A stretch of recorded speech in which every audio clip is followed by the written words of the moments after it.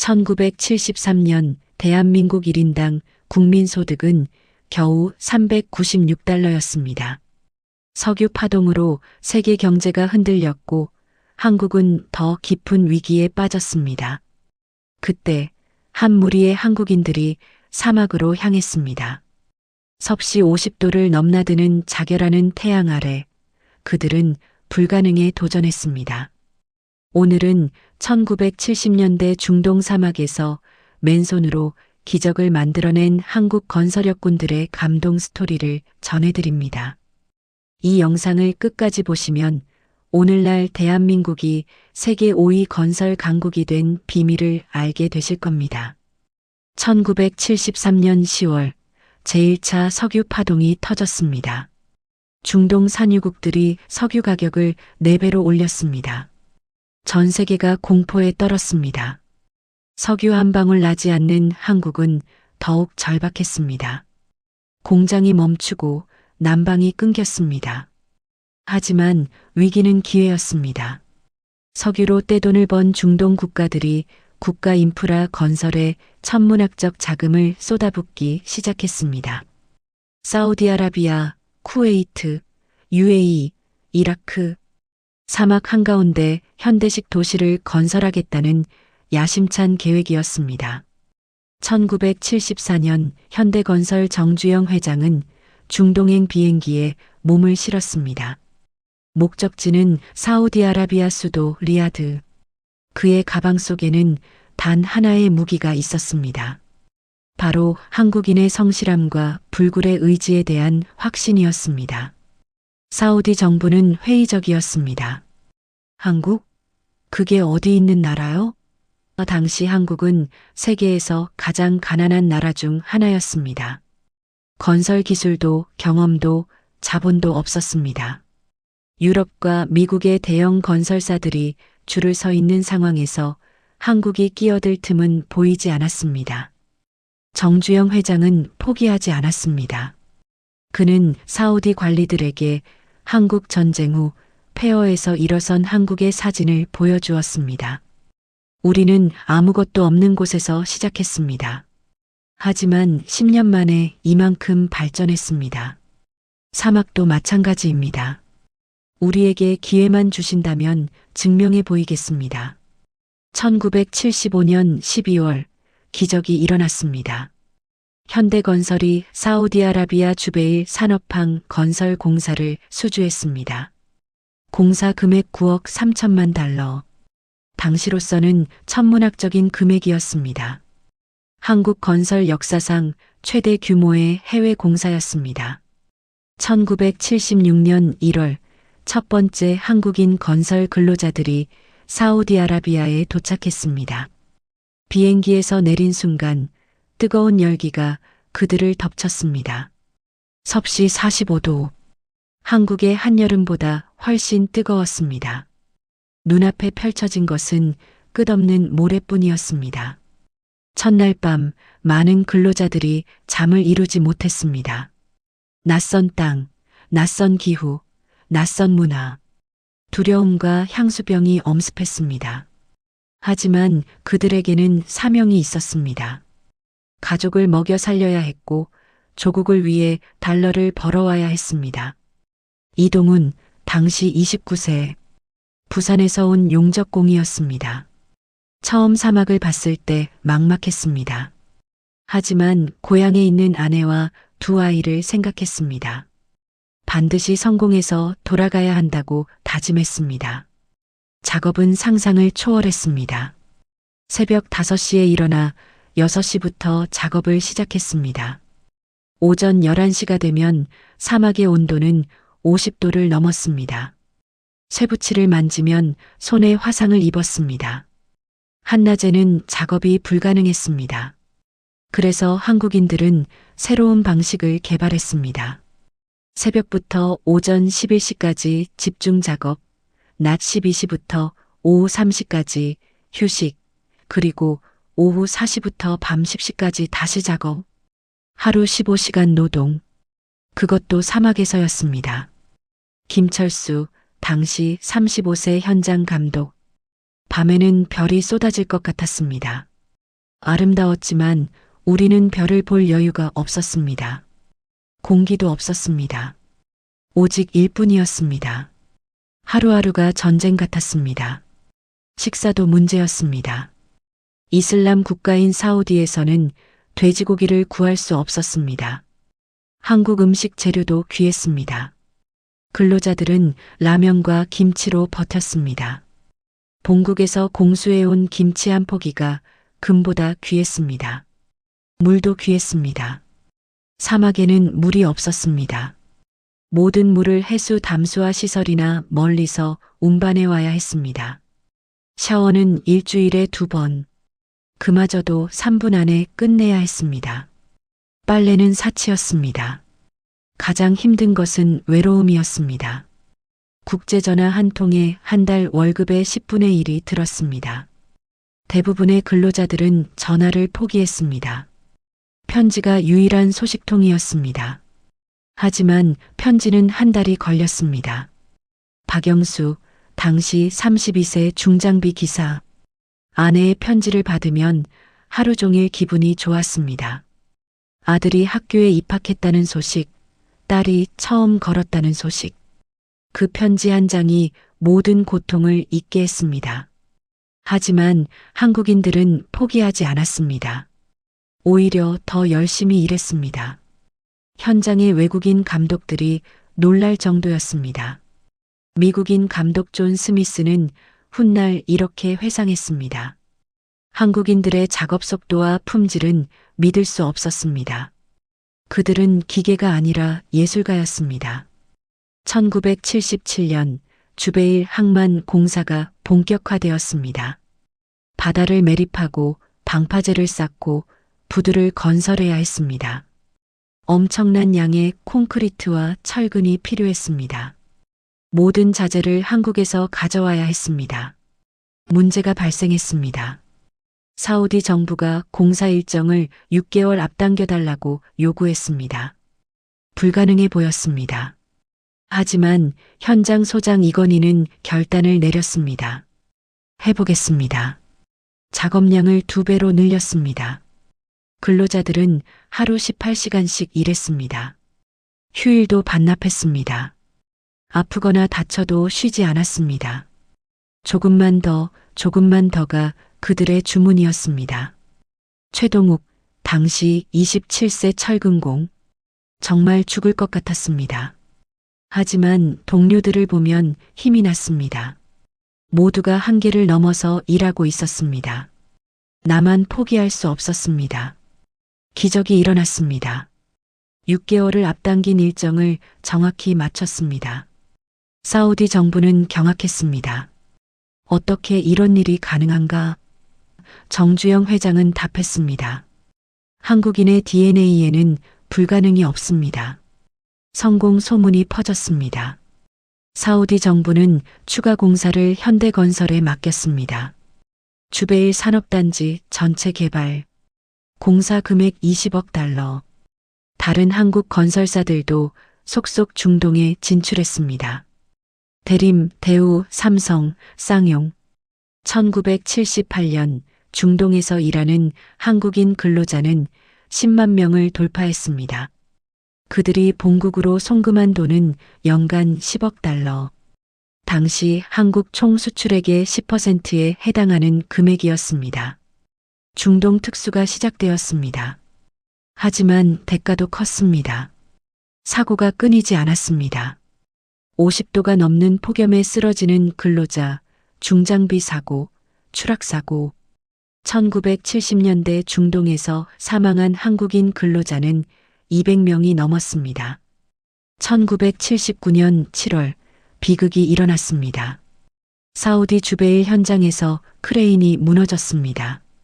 5명의 한국인 근로자가 즉사했습니다. 그중 한 명은 신혼 3개월 된 젊은이였습니다. 그의 아내는 임신 중이었습니다. 현장은 슬픔에 잠겼습니다. 하지만 작업을 멈출 수 없었습니다. 공사 일정이 있었고 계약이 있었습니다. 동료들은 눈물을 닦고 다시 현장으로 돌아갔습니다. 형님들이 시작한 일, 우리가 끝내야 합니다. 박정희 대통령은 중동 건설 현장을 방문했습니다. 1979년 12월 그의 마지막 해외 순방이었습니다. 사우디 사막에서 땀 흘리는 한국 근로자들을 보며 그는 눈물을 흘렸습니다. 여러분이 진정한 산업 역군입니다. 여러분이 벌어온 달러로 우리는 공장을 짓고 도로를 만들고 아이들을 교육합니다. 여러분은 조국 근대화의 영웅입니다. 근로자들도 울었습니다. 조국이 자신들을 기억하고 있었습니다. 1980년 주베일 항만이 완공되었습니다. 착공 4년 만이었습니다. 세계 최대 규모의 인공 항만, 100만 평 규모의 부두와 50개의 선석, 연간 5천만 톤의 화물을 처리할 수 있는 초대형 항만이었습니다. 준공식 날 사우디 국왕이 직접 참석했습니다.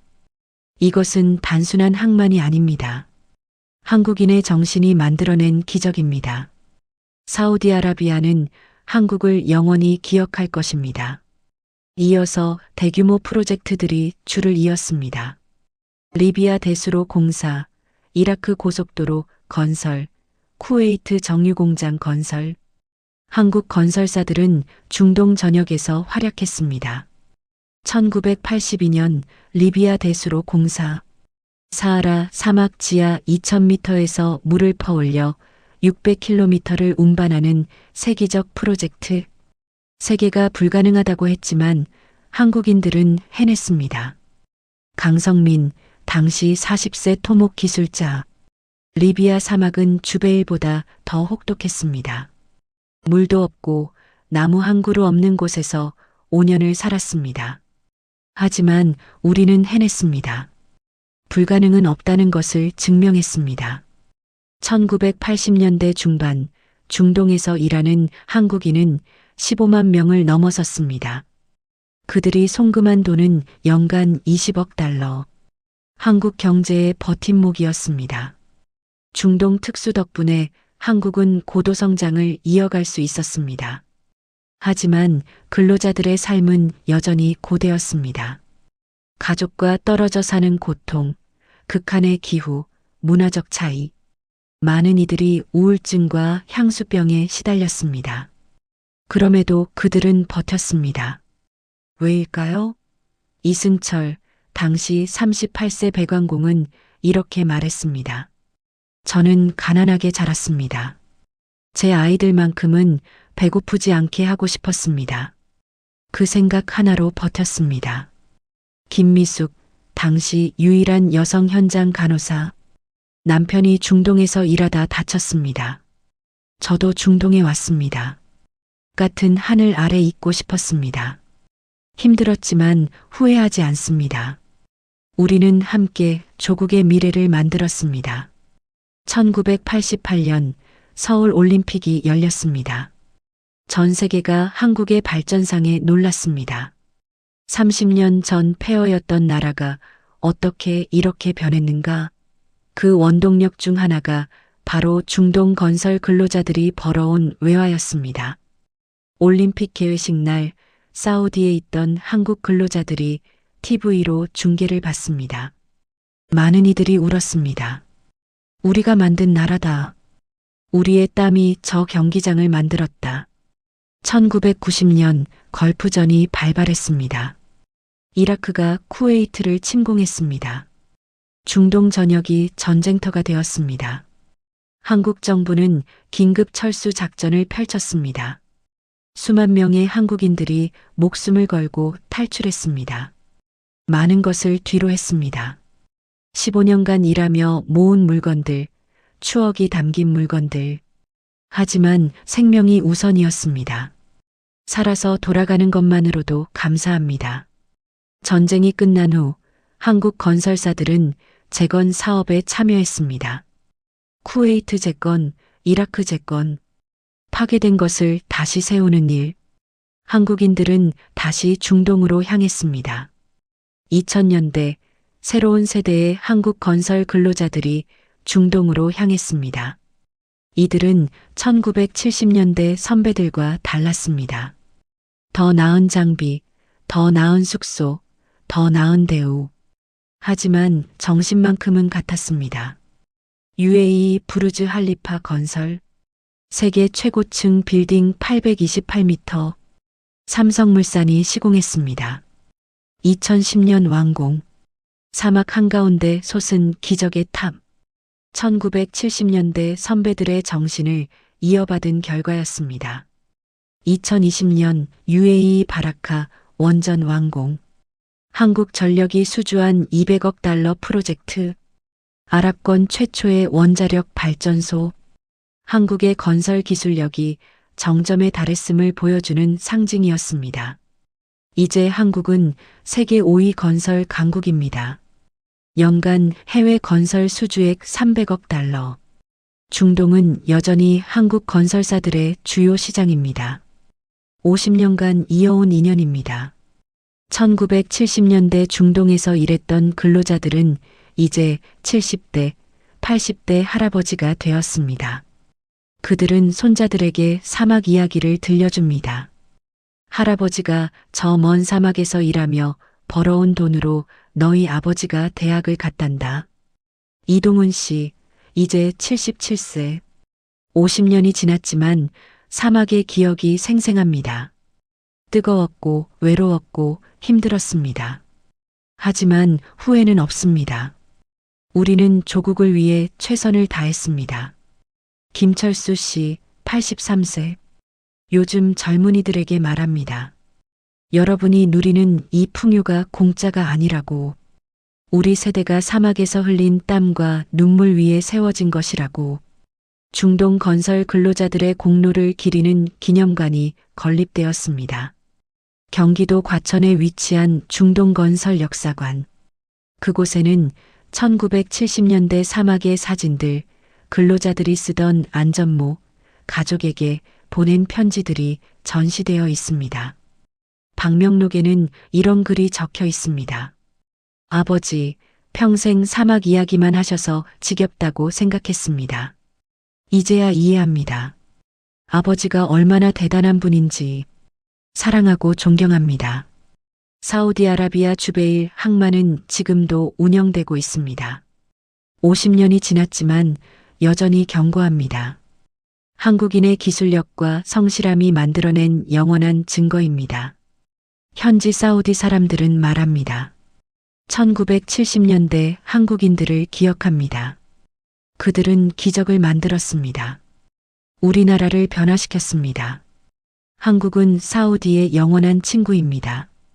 한국 정부는 중동 건설 근로자들에게 훈장을 수여했습니다. 산업역군 훈장.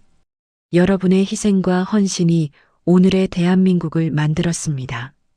국가가 영원히 기억하겠습니다. 오늘날 K건설은 세계적 브랜드입니다. 초고층 빌딩, 원자력 발전소, 해저 터널, 교량. 한국 건설사들이 못하는 일이 없습니다. 이 모든 것의 시작이 1970년대 사막에서였습니다. 사막의 기적. 그것은 기술의 기적이 아니었습니다. 사람의 기적이었습니다. 가족을 사랑하는 마음, 조국을 사랑하는 마음, 불가능에 도전하는 용기. 그것이 사막에 꽃을 피웠습니다. 이 영상이 도움이 되셨다면 구독 버튼을 눌러주시고 주변의 소중한 분들에게도 공유해 주십시오. 우리가 기억하는 한 사막의 영웅들은 영원히 살아있을 것입니다. 감사합니다. 2009년 12월 27일 대한민국에 크리스마스 선물이 도착했습니다. UAE가 191억 달러 규모의 바라카 원전 건설 사업자로 한국을 선택했다는 소식이었습니다. 프랑스, 미국, 일본이라는 쟁쟁한 경쟁자들을 제치고 한국이 승리한 역사적 순간이었습니다. 이 순간 대한민국은 원전 수출국 대열에 당당히 합류했습니다. 당시 191억 달러는 단일 해외 건설 프로젝트로는 역대 최대 규모였습니다. 우리 돈으로 약 22조 원이 넘는 금액이었습니다. 이 계약 하나로 한국은 건설 후진국에서 원전 기술을 수출하는 선진국으로 도약했습니다. 전 국민이 환호했고 해외 언론들도 한국의 저력을 놀라워했습니다. 하지만 이 놀라운 성공은 결코 하루아침에 이루어진 것이 아니었습니다. 그 뒤에는 무려 40년에 걸친 신뢰와 헌신, 그리고 수많은 한국 건설 노동자들의 땀이 있었습니다. 1970년대 뜨거운 사막에서 시작된 이야기가 2009년 원전 수주라는 값진 열매를 맺은 것입니다. 한국과 UAE의 특별한 인연은 1975년으로 거슬러 올라갑니다. 당시 UAE는 1971년 독립한 지 얼마 되지 않은 신생 국가였습니다. 아부다비를 중심으로 급속한 경제 발전을 시작했고 사막 위에 현대적인 도시를 건설하겠다는 야심찬 꿈을 키우고 있었습니다. 1973년 오일 쇼크 이후 UAE는 막대한 오일 달러를 벌어들이기 시작했습니다. 하루아침에 부자가 된 이 나라는 석유 수입을 기반시설 건설에 아낌없이 투자했습니다. 도로, 항만, 공항, 학교, 병원, 주택 등 모든 것이 필요했습니다. 하지만 기술과 인력이 절대적으로 부족했습니다. 한국 건설사들이 UAE 시장에 본격적으로 진출한 것은 1970년대 후반이었습니다. 현대건설, 대우건설, 삼성물산 등 주요 건설사들이 앞다투어 중동으로 향했습니다. 사우디아라비아, 쿠웨이트, 이라크 등 여러 나라가 있었지만 UAE는 그 중에서도 가장 안정적이고 유망한 시장으로 평가받았습니다. 1977년 첫 한국 건설 노동자들이 UAE 사막에 발을 디뎠습니다. 인천공항에서 출발해 12시간을 날아간 그곳은 상상을 초월하는 환경이었습니다. 한여름 낮 기온은 50도를 가볍게 넘어갔고 밤에는 영하로 떨어지는 극심한 일교차를 견뎌야 했습니다. 모래폭풍이 불면 하늘이 노랗게 변하며 앞이 전혀 보이지 않았습니다. 첫 번째 프로젝트는 아부다비와 아라인을 연결하는 160km 길이의 고속도로 건설이었습니다. 한국 기술자들은 사막에서 도로를 건설하는 것이 얼마나 어려운지 곧 깨달았습니다. 아무리 도로를 포장해도 밤새 모래가 날려와 덮어버렸습니다. 기존의 공법으로는 불가능했습니다. 한국 기술자들은 밤낮으로 연구했습니다. 그리고 특수 아스팔트 배합법을 개발했습니다. 고온에서도 견딜 수 있고 모래의 침투를 막을 수 있는 혁신적인 공법이었습니다. 이 기술로 도로 건설에 성공했고 UAE 정부는 한국 기술자들의 능력에 깊은 인상을 받았습니다. 1980년대에 들어서면서 프로젝트 규모가 커졌습니다. 아부다비 국제공항 확장 공사가 대표적이었습니다. 활주로를 늘리고 터미널을 신축하는 대규모 사업이었습니다. 한국 건설사들은 정해진 기한 내에 완벽하게 공사를 마무리했습니다. 주택 건설 프로젝트도 많았습니다. UAE 국민들을 위한 현대식 주택 단지를 여러 곳에 조성했습니다. 에어컨, 상하수도, 전기시설을 갖춘 쾌적한 주거 환경을 만들어냈습니다. UAE 국민들은 한국이 지은 집에서 새로운 삶을 시작했습니다. 상업 건물과 오피스 빌딩 건설도 활발했습니다. 아부다비 시내 곳곳에 10층, 20층짜리 건물들이 올라갔습니다. 사막 한복판에 현대적인 스카이라인이 만들어지기 시작했습니다. 한국 건설사들의 품질과 속도는 다른 나라 건설사들을 압도했습니다. 무엇보다 중요했던 것은 약속 이행이었습니다. 한국 기업들은 계약서에 명시된 일정과 예산을 철저히 지켰습니다. 중동에서 이런 경우는 극히 드물었습니다. 유럽이나 미국 건설사들도 일정을 지연하고 추가 비용을 요구하는 경우가 많았지만 한국은 달랐습니다. 이런 신뢰가 쌓이면서 UAE 정부는 더 큰 프로젝트를 한국에 맡기기 시작했습니다.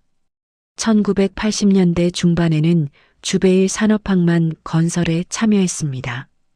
대형 컨테이너선이 정박할 수 있는 항만 시설을 건설하는 초대형 프로젝트였습니다. 1990년대 들어 UAE는 경제 다각화 전략을 본격화했습니다. 석유에만 의존하지 않고 관광, 금융, 물류, 무역 등 다양한 산업을 육성하기 시작했습니다. 특히 두바이가 중동의 허브로 떠오르면서 건설붐이 일어났습니다. 1990년대 후반부터 2000년대 초반까지 두바이에서는 상상을 초월하는 프로젝트들이 쏟아졌습니다. 세계에서 가장 높은 빌딩, 가장 큰 쇼핑몰, 가장 호화로운 호텔들이 계획되었습니다. 한국 건설사들에게는 새로운 기회의 문이 활짝 열렸습니다. 2004년 세계 건축 역사상 가장 야심찬 프로젝트가 시작되었습니다. 바로 부르즈 칼리파 건설이었습니다. 828m 높이의 세계 최고층 빌딩을 짓는 프로젝트였습니다. 삼성물산이 주요 시공사로 참여했습니다. 부르즈 칼리파 건설은 엄청난 도전이었습니다. 사막의 모래 지반 위에 163층짜리 초고층 빌딩을 세워야 했습니다. 지하 50m까지 파이를 박아 기초를 다졌습니다. 특수 콘크리트를 개발해 50도가 넘는 더위에서도 시공할 수 있게 했습니다. 6년간의 대장정 끝에 2010년 1월 부르즈 칼리파가 완공되었습니다. 개관식에는 전 세계 언론이 몰려들었습니다. 한국 기술진들의 역할이 크게 조명되었습니다. 이 프로젝트로 한국 건설의 위상이 한 단계 더 높아졌습니다. 팜 주메이라 프로젝트도 빼놓을 수 없습니다. 바다를 매립해 야자수 모양의 인공섬을 만드는 전무후무한 계획이었습니다. 한국 기업들이 해양 토목 기술을 총동원해 이 프로젝트에 참여했습니다. 2억 세제곱미터의 모래와 암석을 바다에 쏟아부어 섬을 만들었습니다. 17km의 방파제를 설치했습니다. 5년 만에 완공된 팜 주메이라는 우주에서도 보이는 인공 구조물이 되었습니다. 세계적인 관광 명소로 자리 잡았습니다. 2000년대 중반 UAE는 또 다른 도전에 직면했습니다. 바로 폭발적으로 증가하는 전력 수요였습니다. 인구가 급증하고 산업이 발전하면서 전력 소비량이 매년 10% 이상 늘어났습니다. 기존의 가스 발전소만으로는 감당할 수 없는 상황이었습니다. UAE 정부는 2020년까지 전력 수요가 2배로 늘어날 것으로 예측했습니다. 새로운 전력원이 절실했습니다. 재생에너지도 고려했지만 안정적인 대용량 전력을 공급하기에는 한계가 있었습니다. 원자력 발전이 대안으로 떠올랐습니다. 2006년 UAE는 원자력 발전 도입을 공식 선언했습니다. 하지만 UAE는 원전 운영 경험이 전혀 없었습니다. 핵 기술도 없었고 관련 인력도 부족했습니다. 처음부터 끝까지 모든 것을 외국에 의존해야 하는 상황이었습니다. 2008년 UAE 정부는 원전 건설을 위한 국제 입찰을 공고했습니다. 세계 최고의 원전 기업들이 뛰어들었습니다. 프랑스의 아레바와 EDF, 미국의 웨스팅하우스, 일본의 도시바와 히타치가 컨소시엄을 구성해 참여했습니다. 한국은 다소 늦게 입찰에 참여했습니다. 하지만 자신감이 있었습니다. 한국은 1978년 고리 1호기를 시작으로 30년 넘게 원전을 건설하고 운영해온 경험이 있었습니다. 그동안 20여 기의 원전을 성공적으로 가동하고 있었습니다. 한국의 가장 큰 강점은 APR 1400원전 기술이었습니다.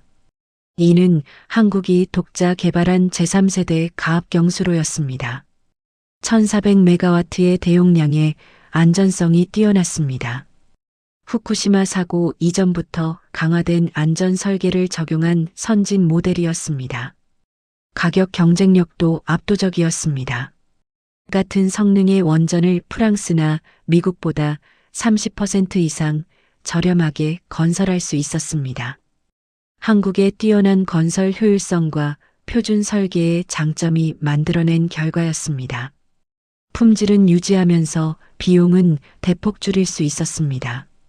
일정 준수 능력도 탁월했습니다. 한국은 원전 건설에서 세계 최고의 속도를 자랑했습니다. 평균 56개월이면 한 기를 완공할 수 있었습니다. 프랑스는 70개월 이상, 미국은 80개월 이상 걸렸습니다. 공기 단축은 곧 비용 절감으로 이어졌습니다. 한국은 단순히 원전만 짓는 것이 아니라 완벽한 패키지 솔루션을 제시했습니다. 60년간의 운영, 유지보수, 핵연료 공급, 인력 양성, 폐기물 처리까지 모든 것을 책임지겠다고 약속했습니다. UAE 입장에서는 완벽한 턴키 프로젝트였습니다. 기술 이전도 적극적으로 제안했습니다. UAE 젊은이들을 한국에서 교육시켜 원전 전문가로 양성하겠다고 약속했습니다. 현지 기업들과 협력해 UAE의 원자력 산업 생태계를 만들어주겠다고 했습니다. 단순 발주가 아니라 진정한 파트너십을 제안한 것입니다. 무엇보다 결정적이었던 것은 30년 넘게 쌓아온 신뢰였습니다. UAE 정부는 한국 기업들이 약속을 지킨다는 것을 경험으로 알고 있었습니다. 1970년대 도로부터 2000년대 부르즈 칼리파까지 한국은 한 번도 UAE를 실망시킨 적이 없었습니다. 2009년 12월 27일 마침내 발표가 있었습니다. 치열한 경쟁 끝에 UAE는 한국 컨소시엄을 최종 사업자로 선택했습니다. 계약 금액은 191억 달러였습니다. 당시 환율로 약 22조 원이 넘는 천문학적 금액이었습니다. 바라카 원전 프로젝트는 사기를 건설하는 것이었습니다. 아부다비 서쪽 해안 바라카 지역에 위치합니다. 각 원전은 1400메가와트 용량으로 총 5600메가와트의 전력을 생산합니다. 이는 UAE 전체 전력 수요의 25%를 담당하는 규모였습니다. 한국수력원자력이 주 계약자로 참여했습니다. 두산중공업이 원자로와 증기발생기 등 핵심 기자재를 공급했습니다. 현대건설과 삼성물산이 토목 및 건축 공사를 맡았습니다. 한정 KPS가 운영 지원을, 한국전력기술이 설계를 담당했습니다. 한국 원전 산업 생태계 전체가 총동원되었습니다. 2012년 7월 18일 1호기 첫 삽을 떴습니다. 사막 한가운데서 원전을 짓는다는 것은 상상을 초월하는 도전이었습니다. 물 공급부터 문제였습니다. 가장 가까운 수원지가 100km 이상 떨어져 있었습니다. 특수 파이프라인을 건설해 물을 끌어왔습니다. 자재 운송도 만만치 않았습니다. 원자로 한 개의 무게만 400톤이 넘었습니다. 이런 초대형 장비를 한국에서 만들어 배로 실어 나른 뒤 다시 사막을 가로질러 현장까지 운반해야 했습니다. 특수 트레일러와 크레인이 동원되었습니다. 더위도 큰 문제였습니다. 한여름에는 낮 기온이 50도를 넘었습니다. 이런 환경에서 콘크리트를 타설하면 금세 갈라지고 강도가 떨어졌습니다. 한국 기술진들은 야간 작업과 특수 콘크리트 배합으로 이 문제를 해결했습니다. 안전에는 각별히 신경 썼습니다. 2011년 후쿠시마 원전 사고 이후 전 세계적으로 원전 안전 기준이 대폭 강화되었습니다. 바라카 원전은 이 모든 신규 기준을 충족했습니다. 비행기 충돌에도 견딜 수 있는 이중 경납 건물을 설치했습니다. 다중방어 시스템도 구축했습니다. 전원이 완전히 차단되어도 72시간 동안 자체적으로 냉각할 수 있는 비상 시스템을 갖췄습니다. 쓰나미와 지진에 대비한 설계도 적용했습니다. UAE에는 지진이나 쓰나미 위험이 거의 없지만 만일의 사태에 대비했습니다. 국제원자력기구 IAEA의 검증도 여러 차례 받았습니다. 설계 단계부터 건설 과정, 시운전까지 모든 단계에서 국제 기준에 부합하는지 철저히 검사받았습니다. UAE 연방 원자력 규제청의 승인도 거쳐야 했습니다. 까다로운 심사를 모두 통과했습니다. 2018년 3월 1호기가 완공되었습니다. 계획보다 약간 지연되었지만 품질은 완벽했습니다. 모든 안전 검사를 통과했고 시운전도 성공적으로 마쳤습니다. 2020년 8월 1일 드디어 1호기가 상업 운전을 시작했습니다. 2호기는 2021년 3월에 상업 운전을 시작했습니다. 3호기는 2023년 2월, 4호기는 2024년 9월에 각각 가동에 들어갔습니다. 2012년 착공에서 2024년 완공까지 12년이 걸렸습니다. 15년 계획보다 앞당겨 완성한 것입니다. 바라카 원전의 성공은 여러 의미를 담고 있습니다. 첫째, 한국이 원전 기술 수출국으로 확고히 자리매김했습니다. 기술을 배우던 나라에서 기술을 파는 나라로 도약했습니다. 원전 선진국 반열에 올랐습니다. 둘째, 중동에서의 입지가 더욱 강화되었습니다. UAE의 성공 사례가 주변 국가들에 알려지면서 새로운 기회가 생겼습니다. 사우디아라비아, 요르단, 이집트 등이 한국에 관심을 보이기 시작했습니다. 셋째, 경제적 효과가 컸습니다. 직접 수출액 191억 달러 외에 간접 파급 효과까지 합치면 400억 달러가 넘는다는 분석도 있습니다. 약 10만 명의 일자리가 창출되었습니다. 관련 산업 전체가 활성화되었습니다. 넷째, 기술력이 한 단계 업그레이드 되었습니다. 해외 원전 건설 경험을 통해 얻은 노하우가 축적되었습니다. 이것이 나중에 2025년 체코 원전 187억 달러 수주로 이어지는 밑거름이 되었습니다. 2025년 1월 또 다른 반가운 소식이 전해졌습니다. UAE의 원전 운영사 ENEC와 한국수력원자력이 양해각서를 체결했습니다. 소형 모듈 원전 SMR을 공동 개발하겠다는 내용이었습니다. 협력이 새로운 차원으로 진화하고 있었습니다. SMR은 차세대 원전으로 주목받는 기술입니다. 기존 대형 원전보다 작고 안전하며 경제적입니다. 공장에서 모듈로 만들어 현장에서 조립하기 때문에 건설 기간과 비용을 획기적으로 줄일 수 있습니다. 한국과 UAE가 함께 SMR을 개발한다는 것은 의미가 큽니다. 단순한 발주자와 수주자의 관계를 넘어 기술 동맹 파트너가 되었다는 증거입니다. 함께 미래 기술을 만들어가는 관계로 발전한 것입니다. UAE는 2050년까지 탄소 중립을 달성하겠다는 목표를 세웠습니다. 바라카 원전 사기만으로는 부족합니다. 추가 원전이 필요합니다. SMR이 그 해답이 될 수 있습니다. 한국과 UAE가 함께 탄소 중립 미래를 만들어갈 것입니다. 바라카 프로젝트를 돌아보면 세대를 이은 협력이 눈에 띕니다. 지금 바라카에서 일하는 한국 기술진 중에는 아버지가 1970년대 UAE에서 건설 일을 했던 사람들이 있습니다. 아버지가 도로를 만들었다면 아들은 원전을 짓고 있습니다. 1970년대 UAE 사막에서 일했던 한국 노동자들의 이야기는 감동적입니다. 가족과 헤어져 수년씩 중동에서 일했습니다. 힘들고 외로웠지만 조국의 경제 발전을 위해 견뎠습니다. 그들이 벌어온 외화가 한국 경제를 키웠습니다. 그들 중 많은 사람들이 UAE를 제2의 고향처럼 생각합니다. 청춘을 바친 곳이기 때문입니다. 지금도 UAE를 방문하면 자신이 만든 도로와 건물을 찾아갑니다. 40년이 지났지만 여전히 튼튼하게 서 있는 것을 보며 뿌듯해합니다.